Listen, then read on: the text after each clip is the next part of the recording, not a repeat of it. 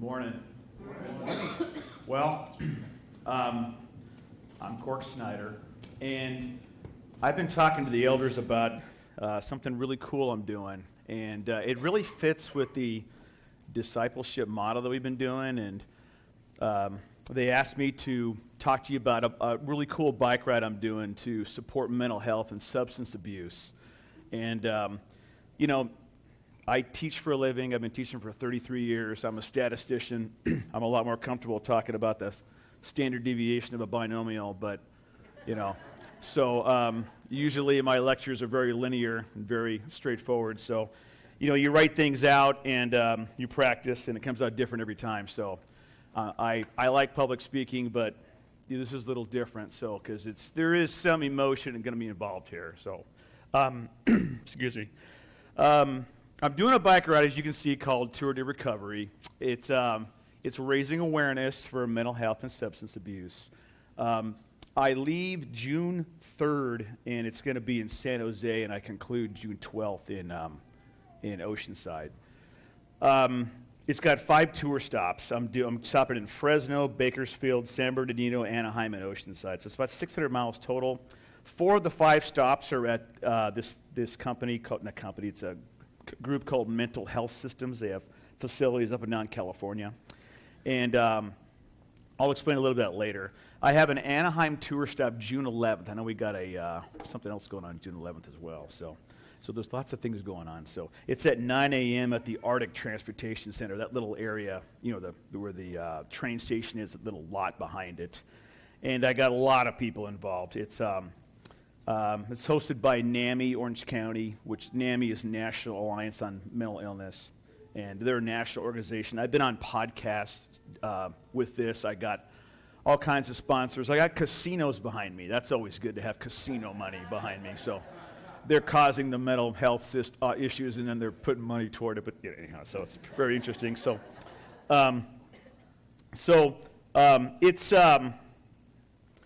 It's really an incredible story, the whole thing. And you can get into my past a little bit, and it really fits the discipleship model we've been doing. I think of this whole story as coincidence, love, and encouragement. I mean, we all wonder about coincidence. Everybody wonders about that. But I think if you take advantage of coincidences that happen in your life in the discipleship model, it can go a long ways. I wish I had those cards 20 years ago that we were provided with a couple of weeks ago, because I never know what I'm doing. I just do. I like to just do things, and I love physical activity. I've only done 2 things in my life: sports and math. So it's been a good life. So I've been very fortunate. So, and really, it's all embedded in these 3 particular verses. The 1 Corinthians 13 is famous. That's the love chapter, and I'll talk to you about that a little bit. And there's a couple other ones. This is a really good follow-up to what we've been talking about. So this whole thing started because of the woman in the picture and her daughter. That's a former student of mine. She's 41 now. She fell on hard times, and I don't want to get into her story too much, but of course it involved addiction, and she was homeless right by my school. So anyhow, when I got a hold of her and her little girl and her son, I decided, hey, we can make a difference in your life. It really is a great story. So let me start just with the video. This video is on my YouTube channel. Yes, I have a YouTube channel. I also have a TikTok, okay? So that's Cork_Snyder on both of them. The TikTok is really fun. You can learn about the standard deviation of binomial if you want to, but it's mostly for my stat students. But of course, we do stupid dancing things in there because the Alicia, the gal, and her daughter were on TikTok, and so Sandy and I will imitate them, and they just love it. So we're just trying to meet them where they're at. So we're really bad dancers. We're really bad, but it's so bad it's good. Okay, so let me show you this video, and this has been pretty much been on Facebook, internet. This is all over the place, this particular video, just to give you a sense of what I'm doing. Okay. Hi, I am Cork Snyder here representing Mental Health Systems. I'm a teacher, a coach, and a long-distance cyclist. I have done some amazing long-distance rides over the years for various causes. In 2003, I rode from San Francisco to Kansas City with a friend to raise money and awareness for for the need for organ donation for a student of mine who is undergoing kidney dialysis. It was a successful journey in terms of money raised and awareness being created, and my student got his kidney. I have also ridden from Canada to Mexico and other endurance rides like Memphis to New Orleans. This year, myself, my riding partner Rick, and some friends are riding from San Jose, California to Oceanside through California's Central Valley. This ride is to support Mental Health Systems, or MHS, a nonprofit organization since 1978 that is committed to improving the lives of individuals, families, and communities facing substance abuse and behavioral health challenges. We are calling this ride Tour Day Recovery. There will be tour stops at MHS facilities in Fresno, Bakersfield, San Bernardino, Orange County, and Oceanside. I was introduced to this organization through a former student who was served at MHS's Oceanside facility called the Family Recovery Center. It was there that she received the love, care, and skills to return to her family and begin her life anew. My wife and I had the privilege of befriending her after she left FRC to help her with her transition, along with her amazing and enduring family. I am also inspired by my older brother, recently deceased, that battled issues of addiction for 25 years. My goal on this 600-mile journey that begins in early June of 2022 is to raise awareness of the amazing programs that MHS has statewide for people with or without money, and to start a scholarship called Faith's Hope, which is money earmarked for graduates as they leave one of their facilities. The scholarship is named after my former student's daughter, whose middle name is Faith, and she carried with her the hope of reunification with her mother. Coincidentally, my daughter's middle name is Faith as well. Beginning soon, we will be asking for donations to start the fund. The link will be on the MHS website, mhsinc.org. NAMI, or the National Alliance on Mental Illness, will also be promoting this ride. That's NAMI.org. You can follow me on Twitter at Cork_Snyder, my Facebook page, or check this amazing story out at somedayproductions.org. You can also show up at a tour stop and ride with me. Thanks again to MHS for hosting this event. Our goal is for everyone to recover. Let's make someday happen for addicts today. Thank you. So if you want to multitask, you can go to the website at the same time as I'm talking about all this. So my cycling partner Rick came up with the idea of the scholarship, and it is money for graduates, because what happens is people like Alicia go to these facilities and they come out, they don't have anything. There's a reason they go in. Most addicts will continue on until they run out of money. So that's kind of the play on that. So we started this whole thing, and it's what I really want to tell you is just kind of the story of how this all happened. So I've been teaching for 33 years. So back in the mid-90s, I was struggling. I was at like 6 schools in like 5 years. And if you're a new teacher, there's some rough times, man, because the budget stuff, you kind of bounce around. And this group of kids, it was kind of headlined by her, but there were her and a gal named Susie, and there's about 10 of them. And they were really encouraging to me. And just because they were friendly to me, they were very nice. I had them in class. I was only at a junior high 2 years. I went to the current high school I'm at, which I'm very associated with, La Quinta High School. I've been there for almost 30 years. And they went to different high schools. But the one thing I wanted, if there's any young people here, or parents of young people, I think encouragement is always viewed as something that a superior gives to a subordinate. But it was completely reversed for me early in my career. I had these kids that were just, every time they saw me, they were so excited to see me. I hadn't had that because I was bouncing around schools. And they completely changed my career, completely. And I from then on, all I did was seek those kind of relationships. That's all I ever did. So, 20 years has gone by. Alicia has kids. She's got a son and a daughter. We have Morgan. And we have these series of coincidences that happen. So again, what I'm talking about, the topic here of, coincidence, love, and encouragement.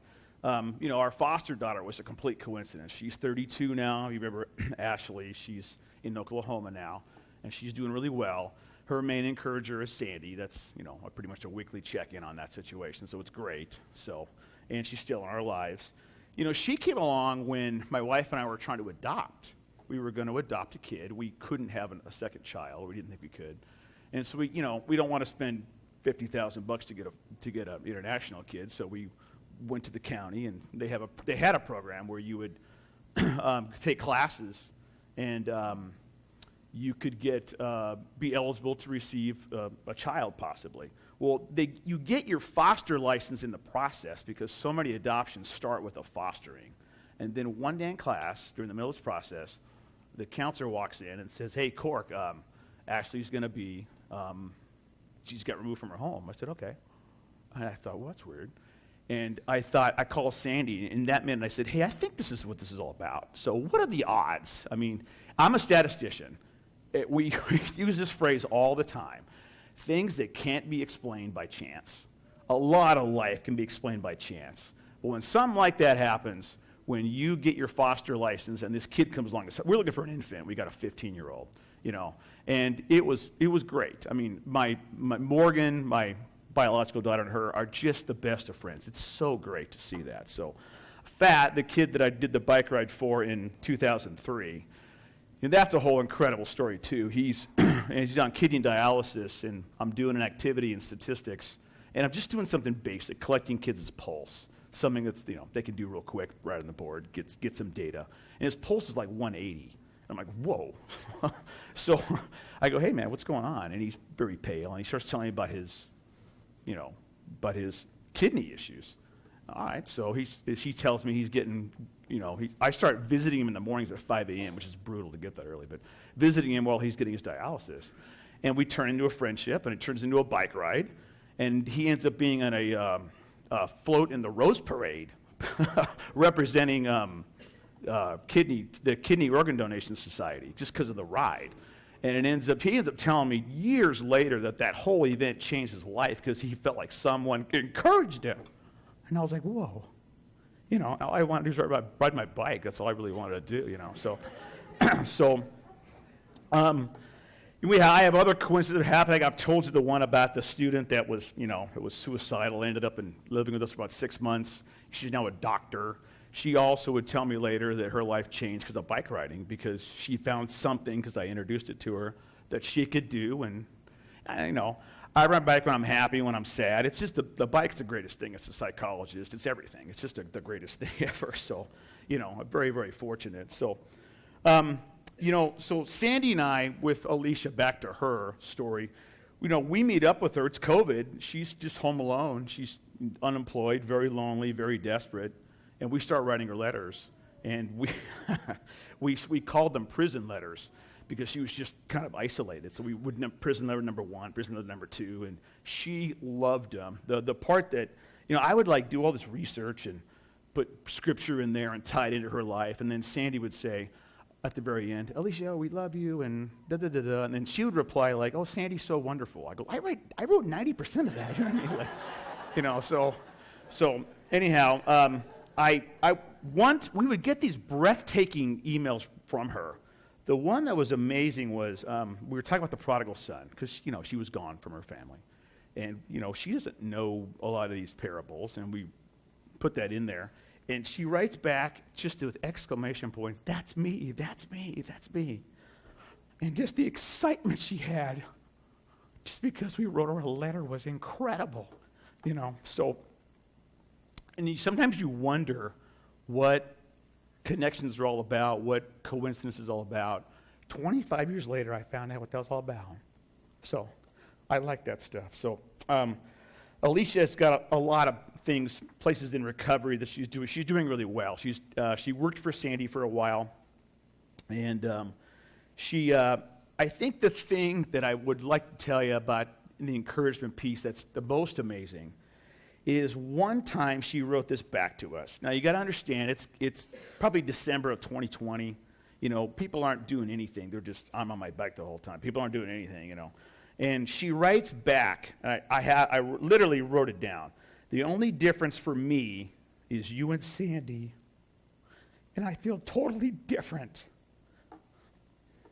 And, when people say compliments like that, normally you just kind of like, whatever. I mean, you say nice things to people, you encourage them, but they go about their lives, they interact. But then I thought about it, we were the only difference because there was nobody else around. And I thought, man, God just showed me. And now I encourage everybody. I mean, it's unbelievable. Anybody at school, good morning, how's it going? How's your family? I mean, I ask everybody everything. I can't walk across campus without encouraging 9 people because it's like such a drug to get the compliment, a good drug, to get that feeling of having helped somebody. It's so amazing. So, this is cool. This became the theme of our relationship. So if you're discipling somebody, a theme is a good idea. And this is so famous that it became the theme of what we would talk about on Zoom together with Sandy and I, and mostly the little girl Shelby. Her middle name's Faith, so I can call her Faith. She memorized this. And, some of these words, we went through every single word together in this. And it was amazing. By the way, that cross was given to us by Alicia for our 25th wedding anniversary. So, and we've given this verse back and forth about 9 times, picture frames and coffee mugs, and it just seems to go back and forth on every single occasion. But, some of these words are tough. I like the word protect because I think I'm pretty good at protecting. I struggled with the word self-seeking. And because, when these relationships happen and you're helping people, you always kind of want something in return. Not consciously, but for me, all I wanted was a friendship in return. I wanted them to be sitting in church with me in return. That's kind of what the end goal was for me. I mean, to be honest with you, you kind of have those dreams of that kind of stuff. It doesn't always work out that way. They move to Oklahoma. They become doctors and they move wherever, and different things happen. So that's a hard one for me.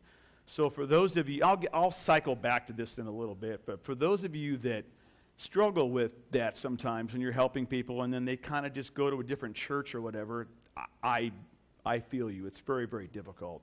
But my wife, of course, has the attitude of, well, you're just a sower, and I'm like, oh, I don't want to hear that. I mean, she has this rational, behavior toward it. So I got to tell you, during this whole process of all these people in my life, the help I've received from the church is unbelievable. Alicia went to our Bible study, of course, the Austins, the Butcheries, the Kirschvilles were all there. They went to her son's tennis matches. I mean, they were so involved. I mean, I've talked to Bob Chenoweth quite a bit about, how to navigate some of these difficult situations just because he's been through some of these things.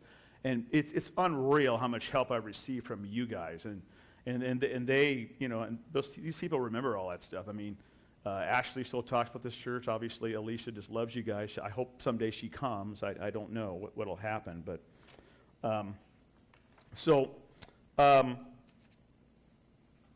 during the time of our reconnection, I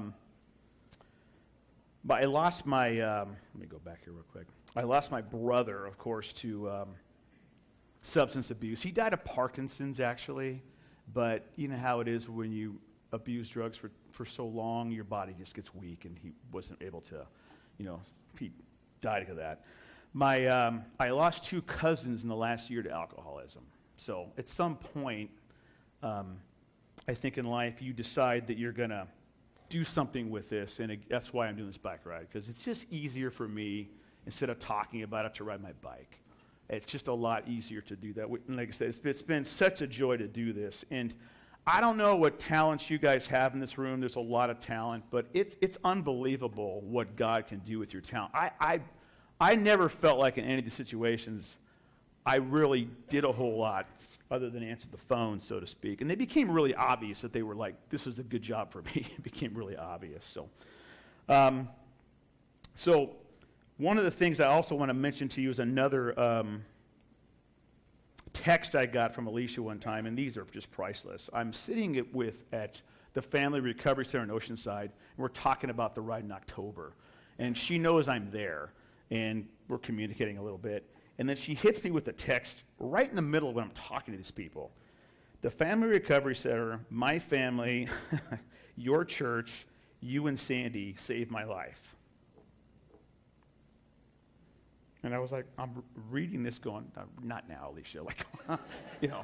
And so I show it to my partner, Rick, and Rick just goes like, puts his head like, that's a little emotional there. But I thought, you know, just that time in that Bible study on Zoom made a huge difference. I'm not sure she would have come to a live thing. She felt a lot safer on Zoom. That was a big deal, having that class. That was a big deal. So I want to talk about a couple other things. There's two verses, and they're partners, and I'll read them to you. This is John 4:36. Even now the one who reaps draws a wage and harvests a crop for eternal life, so that the sower and the reaper may be glad together. Thus the saying, one sows and the other reaps, is true. And here's the partner of that one, 1 Corinthians 3:6-9. I planted the seed, Apollos watered, but God has been making it grow. How true is that? So neither the one who plants nor the one who waters is anything, but only God who makes things grow. The one who plants and the one who waters have one purpose, and they will each be rewarded according to their own labor. For we are co-workers in God's service. You are God's field, God's building. I have read those so many times, but recently they've become really poignant to me. I didn't realize how hard that was. I want to be the dude that plants, waters, and sows and gets the reward, but it doesn't work that way. It's so hard, you know. And so and I have another situation at my school. I had a former student who teaches with me. First day of school says, Cork, I'm really struggling. Can we study the Bible? I'm like, okay. So that was pretty, and so I got a group together in my classroom on Thursdays, about 10 of us now, and one of them is a pretty well-known atheist. And he asked me the other day, which version of the Bible should I read? I go, just pick one. I'm like, so it's been amazing. Just God brings these things to me. I think my role has mainly been the sower in my life. I'd like to be the reaper at one time. get that, the joy of that. But, I want to encourage you that are always planting seeds out there, and sometimes they do well and they go somewhere. It is hard. It's very emotional for me. So. And Tina, the other day, that's my coworker at school, she told me, I went to church. I said, well, not with us. I was like, oh. She goes, well, my friend invited me to someplace in Brea. I said, okay, great. She kind of lives up there. So it's wonderful that everybody's making these decisions. And I'm just thankful that I've been a part of these things. God, when it says, but only God who makes things grow, I really feel that way, because I'm not up here telling you that I seek all these things. These things seem to find me, and I just kind of answer the phone. And I think as we go into a discipleship model, you'll be surprised how often your phone rings. You'll be surprised, and it's a real joy to get involved in people's life, and all that stuff where you get involved in their life and go see their soccer games. Sandy and I have gone to see Tina's daughter play soccer, all that kind of stuff. All that stuff is real natural for me. I just like what I've learned the last month on kind of how to steer that toward eventually them accepting Christ. It's been a great thing to learn, so I'm really thankful for that. So there's my TikTok. There you go. That's important. So I love this. There's my foster daughter, Ashley. She's the short one. The tall one's Morgan. And there's my brother who recently died. My dad is also deceased. He was the master of one-liners. This is a great quote from my dad. I love it. It says, at some point you will learn that the most important thing in life is to succeed or fail in something that matters. And I thought that's so true. People get involved in things that don't matter, and they succeed and fail in those. Who cares? But he goes, his thing was be willing to fail. It's okay. And, I have a lot of failure in my life and a lot of success, and I'm okay with both. So, there's the timeline of what I'm doing. There's it's funny, obviously, there's a financial angle here. I'd rather have your presence at the event than the money. We've been blessed with people jumping in and throwing money at us, and that's fine. But I'd rather have your presence there. It's going to be pretty cool. Dr. Veronica Kelly, who's the county, she's the county mental health doctor. She's going to be speaking at the thing. I've got her. And there'll be a couple of other organizations that'll be speaking there. I got my band and my dance team to go to at my school. They're going to go. And a bunch of high schools have been invited. And then another coincidence story, before I close it down here, is Alicia's best friend in that school, her name was Susie. And I knew Susie went into teaching. And I was talking, just this last week, to the NAMI Orange County coordinator for all the high schools. And I said, let's invite all the other high school groups. She said, okay, I've done that. I go, give me some of the advisors' names, because maybe I'll know one of them. She starts going through the names, and she throws out Susie's name. I go, no way. What are the odds that her best friend in junior high, 30 years later, is the coordinator for the mental health group at Alicia's alma mater? She teaches at her alma mater. What are the odds? And you start thinking, I'm not surprised. I'm no longer surprised. It's just always amazing when things that have a 0% chance of happening happen. I'm always, well, there's always a detectable percentage, but I don't want to go there. So, all right. So, in a nutshell, I'm just going to read this to you because I like kind of how I've done a lot of a few podcasts on this already, and my podcasts, I tell them up front, I'll do it, but it's going to involve 1 Corinthians 13:4. And they said, that's fine. I said, okay, great. I just want you to know, because that's the big piece of this thing. So, in a nutshell, this is what I want you to hear, okay? Treat coincidences as opportunities. I would read 1 Corinthians 13:4-8 and see the action love requires. Do this when you're reading it. Instead of what love is, put the word requires in there. Love requires. Put that word requires every time you read one of those words. It'll change how you view that passage. It'll change how you view that. Because I don't always do the requirements. I got to do a better job. Never underestimate the power of encouragement. Seek it for yourself and give it to others. And be willing to take action. I literally have asked 4 ex-students, a couple players, a couple students, can you just check in with me weekly and encourage me, because this is a lot of work? They said, sure. At this point in life, I'm just asking for encouragement. I don't have any shame in that. It doesn't. It's so nice to get a text, that says something like that. It's great. So, we all have dreams or some days. Hence my website, Someday Production. And again, like my dad said, sometimes you just have to be willing to succeed or fail in something that really matters. And these people matter. My brother mattered, but he didn't make it. My cousins mattered, but they didn't make it. But these kids, Fat and Ashley and Christina and Alicia and Tina, they're making it, and they're going to do well. And they're probably, at some point, one's been baptized and others are to come. It's amazing, and it's all worth it, even though there's different degrees of what I would call success. So, thanks for your time. I'm a little bit of an enigma. I can be very stoic, and then I can cry real easily, too. So it's a little hard. So, all right, thank you very much.